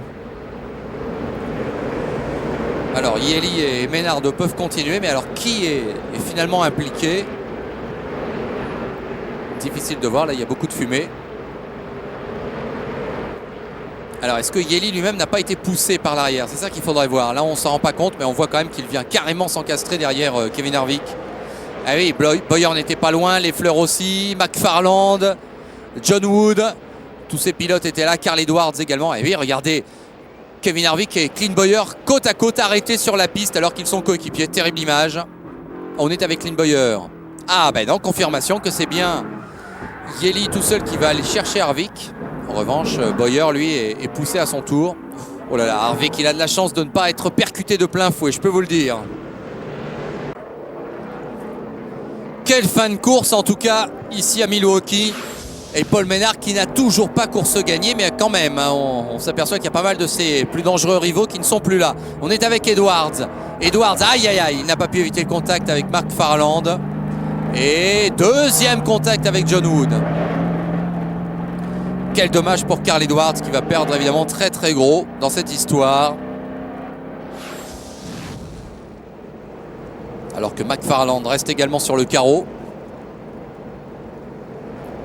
Ah oui, ça va prendre du temps certainement ces opérations de nettoyage de piste. Mais on va aller vite au restart parce que là vraiment on a envie de savoir si Paul Ménard va pouvoir tenir bon. Alors, Qui reste-t-il derrière lui? Il n'y a plus Harvick, il n'y a plus Bowyer, il y a Yeli et Hamlin, va-t-on dire. Et si Denny Hamlin mettait tout le monde d'accord? Et si Denny Hamlin parvenait à revenir de son tour de déficit pour aller l'emporter? Ce serait évidemment exceptionnel. Ce serait également exceptionnellement dur pour Paul Menard, qui quand même résiste devant, parfois difficilement, mais il résiste héroïquement, en tout cas ça c'est sûr, devant. Et quelque part sur l'ensemble de sa carrière, pour son 85e départ ici, chez lui ou presque, on aurait tendance à dire que ce serait mérité que Paul Menard l'emporte. Et on est toujours tendu dans les équipes. Voilà les feux du Pescar qui se sont éteints. Faites vos jeux, rien ne va plus. Gigi Yeli, lui non plus, ne s'est jamais imposé. Il a terminé deuxième au Kentucky la semaine dernière. C'est peut-être l'occasion jamais de franchir l'ultime palier. Paul Menard, c'est la même chose. Denny Hamlin, lui en revanche, s'est déjà imposé 2 fois cette année. Mais il nous semblait qu'il était le plus fort ce soir. Ce ne serait peut-être donc que justice. Ouais, il y en a pour tous les goûts. Chacun a une bonne raison de gagner. Si on était méchant, on pourrait même dire que maintenant que Kevin Harvick n'est plus là, toutes les victoires nous feraient plaisir parce que chacun aurait une bonne raison de gagner. On le répète, on n'a rien contre Kevin Harvick, bien au contraire, qui est un super pilote, mais qui écrase peut-être un petit peu trop le championnat cette année. Allez, c'est maintenant ou jamais pour Paul Menard, alors que Gigi Yeli va lui mettre la pression, bien sûr. Est-ce qu'on va reprendre les mêmes ou presque, et on va recommencer avec Denny Hamlin qui va faire l'extérieur? Il reste 2 tours. Allez, les enjeux, vous les connaissez. C'est Menard et sa première victoire. C'est Yeli et sa première victoire. C'est Denny Hamlin pour mettre tout le monde d'accord. Et oui, Denny Hamlin va s'emparer de la 2e place. Gigi Yeli ne devrait pas gagner ce soir. Maintenant, la question c'est, est-ce que Denny Hamlin a les moyens de revenir sur Paul Menard et de le doubler dans ce qui serait le dernier tour? Je n'ose imaginer la réaction de la famille de Paul Menard s'il devait s'incliner dans les tout derniers mètres. Mais il a quand même 5 longueurs d'avance, Paul Menard. On est dans le dernier tour, drapeau blanc. Ça se présente très très bien quand même pour Paul Menard qui pourrait signer donc sa première victoire en NASCAR Busch. Quel beau moment en perspective. Mais imaginez que Denny Hamlin parvienne à le battre sur le fil. Ce serait une des arrivées les plus sensationnelles de la saison, voire même de ces dernières années. Allez, le dernier virage. Paul Menard une fois, Paul Menard 2 fois, Paul Menard 3 fois. Du j'ai vendu, c'est Paul Menard qui l'emporte. Voilà, c'est fait. Victoire donc de Menard, qui réussit enfin à l'emporter en NASCAR Busch à son 85e départ.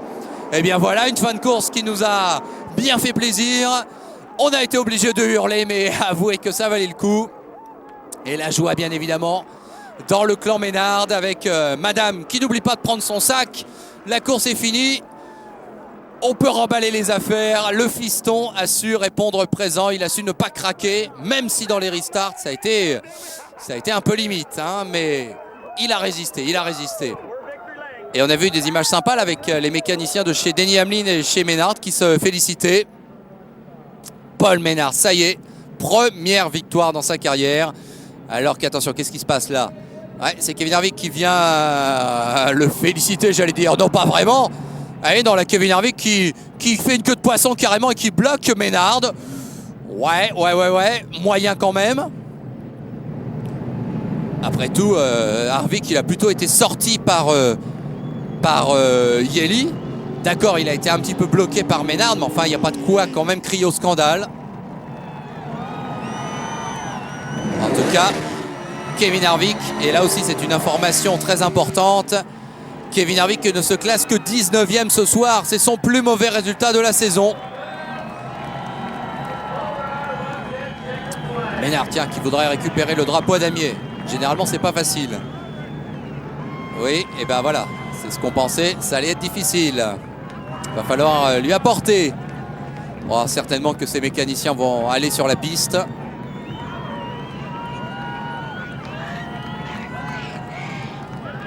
On attend. Qui va venir porter le drapeau? Ah voilà. Ah ben au même moment, tout le monde arrive. Alors apparemment, Kevin Harvick est convoqué à la direction de course.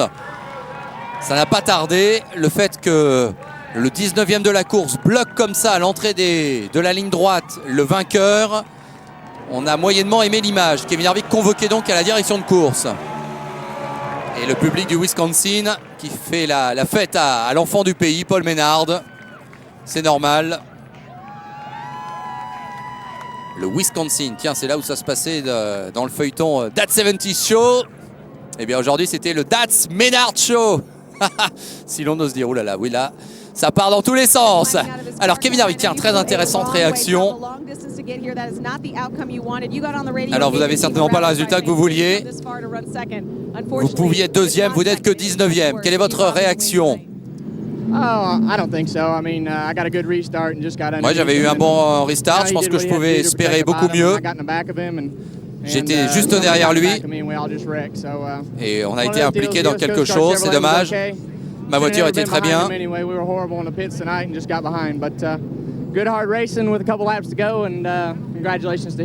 Ouais. En tout cas, félicitations à Paul Menard. Ah, vous l'avez vraiment félicité tout à l'heure? Ouais, non, il a fait un bon boulot. Ouais, Kevin Harvick qui met un petit peu d'eau dans son vin. Mais enfin, il nous a quand même semblé tout à l'heure qu'il avait bien bloqué Paul Menard et qu'il ne devait pas être aussi content qu'il en a l'air là. Hein. Allez, il se fait une raison Kevin Harvick et il va pouvoir exploser maintenant. Paul Menard, donc c'est bien lui. Si vous ne connaissiez pas son visage, eh bien c'est lui. Attention à ne pas tomber quand même. Alors, qu'est-ce que vous ressentez de gagner enfin pour la première fois? Ouais, ça faisait longtemps qu'on attendait ce moment. Ouais, je pourrais pas être plus heureux. Et au restart, c'était chaud. Hein. Ouais, c'était un peu juste pour moi. Pas évident au niveau du restart parce que c'était assez glissant, les pneus patinaient. Et c'est une victoire à la maison pour vous. Ouais, pareil, mon chef d'équipe et du coin. Ouais, c'est génial pour moi parce que tout le monde, j'ai beaucoup de supporters, ma mère est là. Je remercie tout le monde. Qu'est-ce qu'il vous a dit Kevin Harvick? Ouais, je suis pas sûr qu'il était content. Bon ben, si vous me dites qu'il m'a félicité, bah c'est bien. Ouais, on verra bien s'il y a des suites à ce petit incident. Rien de bien grave sans doute, mais bon, quand même, Kevin Harvick évidemment pas content d'avoir abandonné ce qui aurait pu être au mieux une deuxième place pour une 19e finalement. Le fait est qu'il a toujours 344 points d'avance sur Denny Hamlin qui passe deuxième. Carl Edwards rétrograde une place et Paul Menard gagne 2 places. Il est maintenant 6e à 532 points. Cela étant de Kevin Harvick. Mais Paul Menard qui peut peut-être aller chercher la place de Dauphin, allez savoir. Parce qu'entre Denny Hamlin et Paul Menard, il y a de la place pour une belle lutte. Ce sont les places d'honneur qui vont être à chercher, on s'en doutait, parce que Kevin Harvick quand même lorsqu'aujourd'hui c'est un peu moins bien, il est quand même toujours très très solide. Prochain rendez-vous donc Daytona, une course qu'on ne vous proposera pas en direct mais en différé lundi soir, si les prévisions météo le permettent, parce que on vous l'a dit, eh bien on va aller sur place, vous ramener un petit reportage exclusif sur les coulisses de la NASCAR Busch. On a regardé les prévisions météo, apparemment c'est pas génial. Bon, on va espérer que ça s'éclaircisse un petit peu et on vous ramènera donc ces merveilleuses images sans aucun doute depuis le temple de la NASCAR Daytona pour que vous connaissiez tout de ce monde étonnant et détonnant de la NASCAR Busch. Merci en tout cas d'avoir suivi ce rendez-vous du Milwaukee en notre compagnie. Le début de course a été un petit peu tranquille, mais après, vous conviendrez avec moi qu'on s'est bien lâché et que c'était plutôt sympa. Allez, rendez-vous donc la semaine prochaine. Salut à tous!